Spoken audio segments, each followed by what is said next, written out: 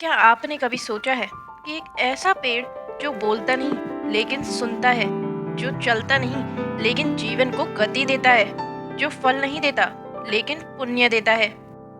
एक पेड़ जिसकी जड़ें जमीन में नहीं बल्कि स्वर्ग तक फैली हैं। एक वृक्ष जिसके नीचे बैठकर स्वयं भगवान बुद्ध को ज्ञान प्राप्त हुआ। और एक ऐसा पेड़ जिसे काटना पुण्य नहीं महापाप माना जाता है। आखिर इस पीपल के पेड़ की पूजा क्यों होती है? क्या ये सिर्फ एक परंपरा है या इसके पीछे छिपा है कोई गूढ़ रहस्य, कोई अद्भुत वैज्ञानिक कारण या फिर कोई आध्यात्मिक शक्ति? आज की इस वीडियो में हम आपको बताएंगे पीपल के पेड़ की वह रहस्यमयी कहानी जो न सिर्फ आपको चौंकाएगी बल्कि आपके जीवन को बदलने की प्रेरणा भी देगी। तो अंत तक जरूर देखिए, क्योंकि इस पेड़ की जड़ें सिर्फ धरती में नहीं बल्कि ब्रह्मांड की आत्मा में गहराई तक फैली हैं। पीपल का वैज्ञानिक नेम है फाइकुस रिलीजियोसा और इसे संस्कृत में कहा गया है अश्वत्थ का अर्थ होता है जो था यानी स्थायी नहीं है।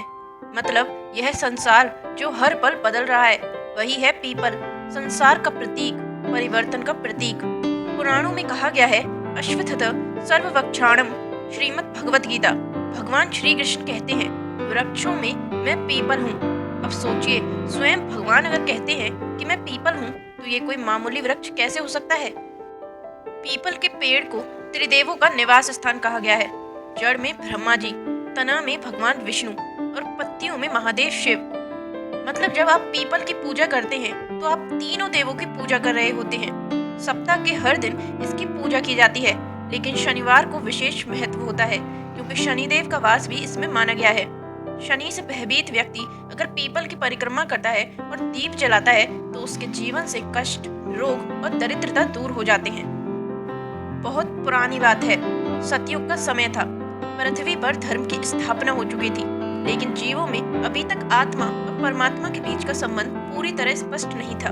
तब भगवान विष्णु ने ब्रह्मा जी से कहा, हे ब्रह्मदेव, पृथ्वी पर एक ऐसा प्रतीक होना चाहिए जो सृष्टि, संरक्षण और विनाश तीनों का प्रतिनिधित्व करता हो। ब्रह्मा जी ने अपनी ध्यान शक्ति से एक बीज उत्पन्न किया। वह बीज अद्भुत था, न उसमें कोई गंध थी न रंग, लेकिन जैसे ही वह बीज धरती पर गिरा वहां एक दिव्य वृक्ष उग गया। वही वृक्ष था पीपल। यह पीपल का वृक्ष कोई साधारण वृक्ष नहीं था, इसमें त्रिदेवों का वास था।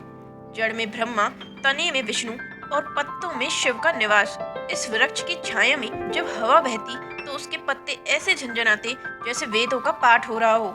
संस्कृत में पीपल को अश्वत्थ कहा गया है। इसका अर्थ है जो कल था वो नहीं रहेगा, यानी जो शाश्वत प्रतीत होता है वह भी नश्वर है। लेकिन यह वृक्ष स्वयं उस सत्य का प्रतीक बन गया जो समय से परे है।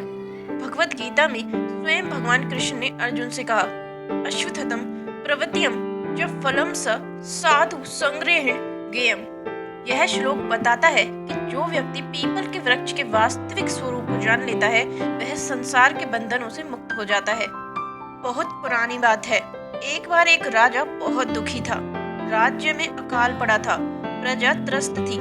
राजा ने कई यज्ञ, हवन, अनुष्ठान करवाए, लेकिन कुछ भी असर नहीं हुआ। एक दिन एक साधु राजा के पास आए और बोले, हे राजन, प्रजा का कल्याण करना चाहते हो तो एक पीपल का पेड़ लगाओ और नित्य उसकी पूजा करो।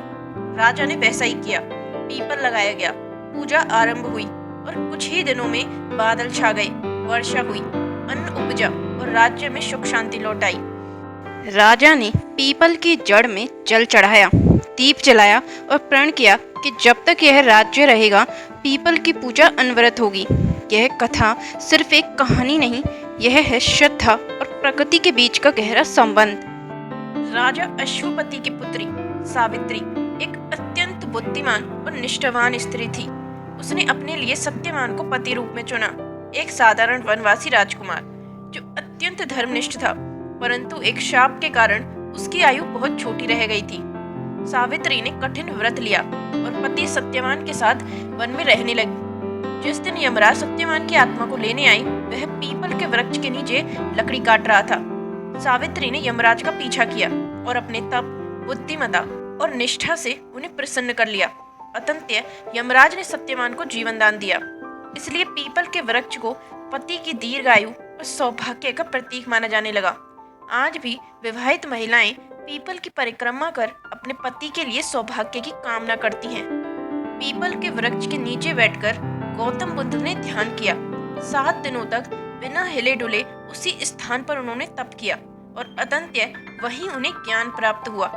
जिस स्थान पर यह घटना हुई वह आज बोध गया कहलाता है और वह वृक्ष बोधि वृक्ष के नाम से प्रसिद्ध हुआ, जो असल में पीपल का ही वृक्ष है। बुद्ध के अनुयायी मानते हैं कि यह वृक्ष स्वयं ज्ञान का प्रतीक है, इसलिए पीपल को केवल हिंदू धर्म में ही नहीं बौद्ध धर्म में भी अत्यंत पूजनीय माना गया है। अब आते हैं विज्ञान की ओर। पीपल एकमात्र ऐसा पेड़ है जो 24 घंटे ऑक्सीजन देता है। जी हाँ, दिन हो या रात ये लगातार प्राणवायु यानी ऑक्सीजन उत्सर्जित करता है, क्योंकि इसमें कैरोलिसियन एसिड मेटाबॉलिज्म यानी कैम नामक प्रक्रिया होती है, जिससे ये रात में भी ऑक्सीजन देता है। इसके पत्तों के हल्की हल्की फड़फड़ाहट सांस लेती हुई धरती की आवाज है। इसके नीचे बैठने से तनाव कम होता है, ब्लड प्रेशर नियंत्रित रहता है और मन को शांति मिलती है। इसलिए ऋषि मुनि, साधक और तपस्वी पीपल के नीचे बैठकर ध्यान करते हैं। ऋग्वेद, अथर्ववेद, गरुड़ पुराण और स्कंद पुराण में पीपल के वृक्ष की विशेष महिमा बताई गई है। गरुड़ पुराण कहता है, पीपल वृक्ष के नीचे बैठकर ध्यान करने से हजारों वर्षों के पुण्य की प्राप्ति होती है। जो मनुष्य पीपल को जल देता है वह अपने पूर्वजों को तृप्त करता है। सुबह सूर्योदय के समय पीपल के पास बैठकर ध्यान या पूजा करने से व्यक्ति के भीतर की सारी नकारात्मक ऊर्जा समाप्त हो जाती है। वैज्ञानिक रूप से भी यह सिद्ध हो चुका है कि पीपल 24 घंटे ऑक्सीजन देता है। एक प्राचीन कथा के अनुसार जब त्रेता युग में भगवान श्री राम वनवास में थे, तब उन्होंने ऋषि अगस्त्य से पूछा, हे मुनिवर, यदि मैं एक स्थान पर न रह सकूं तो किस वस्तु को भगवान मानकर पूजूं? ऋषि अगस्त्य ने उत्तर दिया, हे राम, यदि किसी दिन मंदिर ना मिले, मूर्ति ना मिले, तो पीपल के वृक्ष के नीचे बैठकर ध्यान करो। वहां तुम्हें भगवान का साक्षात्कार अवश्य होगा। क्या आप जानते हैं, गुरु शुक्राचार्य ने मृत्यु लोक में पुनः जीवन पाने के लिए पीपल के पेड़ की शरण ली थी। और यही नहीं, गरुड़ पुराण में भी बताया गया है कि कुछ आत्माएं मृत्यु के बाद पीपल में वास करती हैं। इसलिए श्राद्ध, अमावस्या, पितृपक्ष आदि पर पीपल की पूजा कर हम अपने पितरों की आत्मा को शांति देते हैं। अगर आप अपने जीवन में शुभता, सफलता और शांति चाहते हैं तो ये पूजा विधि जान लीजिए। शनिवार के दिन प्रातः स्नान के बाद साफ वस्त्र पहने, पीपल की जड़ में जल, कच्चा दूध, गंगा जल चढ़ाएं, दीपक जलाएं, खासकर तिल के तेल का। 7 बार परिक्रमा करें और मंत्र बोलें, ओम नमः भगवते वासुदेवाय नमः या ओम श्री शनि देवाय नमः। सच्चे मन से की गई पूजा आपके जीवन की सारी नकारात्मकता को हर लेती है। विवाहित स्त्रियां विशेष रूप से शनिवार या अमावस्या के दिन पीपल की पूजा करती हैं, क्योंकि मान्यता है कि इस दिन पीपल में शनिदेव का वास होता है और शनि को प्रसन्न करने के लिए पीपल की पूजा अत्यंत प्रभावशाली मानी गई है। महिलाएं रोली, कच्चा सूत, जल, दूध, चावल आदि अर्पण कर परिक्रमा करती हैं। 7 बार परिक्रमा करने से संतान सुख की प्राप्ति होती है। 108 बार परिक्रमा करने से गंभीर रोग या संकट का निवारण होता है। 1080 बार परिक्रमा करने से चमत्कारी सिद्धि की प्राप्ति होती है। कहा जाता है कि कुछ आत्माएं या भूत प्रेत भी पीपल के वृक्ष पर वास करती हैं, लेकिन जो इसे पूजता है उसे उनका कोई भय नहीं होता। रात्रि के समय यह वृक्ष CO2 उत्सर्जित करता है, इसलिए इसे वैज्ञानिक दृष्टि से हानिकारक माना जाता है। धार्मिक मान्यता भी कहती है कि रात में देवता विश्राम करते हैं, इसलिए उस समय पेड़ के पास जाना अपशकुन हो सकता है। आज जब लोग प्रकृति से कटते जा रहे हैं, तब यह वृक्ष हमें याद दिलाता है कि जीवन की जड़ें जमीन में ही होती हैं। पीपल सिर्फ एक पेड़ नहीं, यह है प्रकृति का प्रेम, धर्म का प्रतीक और ब्रह्मांड से जुड़ने का सेतु। अगर आप चाहते हैं कि आपके जीवन में शांति, सफलता, सकारात्मकता बनी रहे, तो इस पेड़ से जुड़िए, उसके नीचे बैठिए, उसे प्रणाम कीजिए और देखिए कैसे धीरे धीरे आपका जीवन बदलने लगता है। पीपल केवल एक वृक्ष नहीं है, यह हमारे धर्म, संस्कृति, आस्था और ज्ञान का केंद्र है। यह वृक्ष हमें जीवन का वह सत्य दिखाता है कि सब कुछ नश्वर है, लेकिन उस नश्वरता में ही एक शाश्वत तत्व छिपा है। यदि आप कभी जीवन में उलझ जाएं, शांति ढूंढ रहे हो या ईश्वर से मिलना चाहें, तो एक बार पीपल के नीचे बैठ जाइए। ना कुछ मांगिए, ना कुछ कहिए, बस मौन रहिए। आप अनुभव करेंगे कि वृक्ष बोलते हैं और ईश्वर सुनते हैं। तो दोस्तों, अब आप जान ही चुके हैं क्यों होती है पीपल के पेड़ की पूजा।